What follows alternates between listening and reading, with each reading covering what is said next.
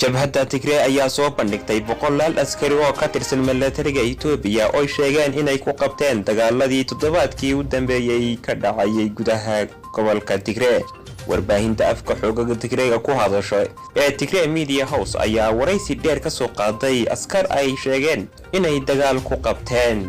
dagaalada ka socda gobolka Tigray ayaa hadda sii cuslaaday wuxuuna marayaa meeshii ugu adkayd.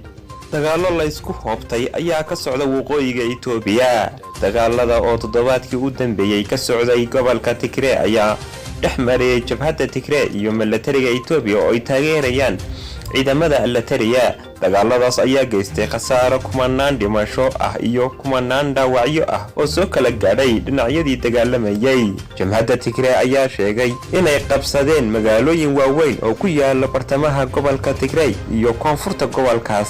meelaha ay sheegeen inay qabsadeen ayaa waxaa ka mid ah Wukra, Abay iyo Adi Agula iyo guud ahaan inta u dhaxaysa Dikrat iyo Maqala. waa sida ay hadalka u dhigeen. sidoo kale xoogagga Tigray waxay sheegeen inay dagaaladaas ku qabteen askar badan oo ka tirsan militariga Itoobiya iyo kuwa militariga waxayna sheegeen inay tiradu dhan tahay ku dhawaad 10,000 oo askari. dhanka kale gobolka Raaya ee koonfurta Tigray waxaa ka socda dagaalo aad u culus. ciidanka Tigray ayaa sheegay inay la wareegeen magaalada Samra iyo dhowr meelood oo kale.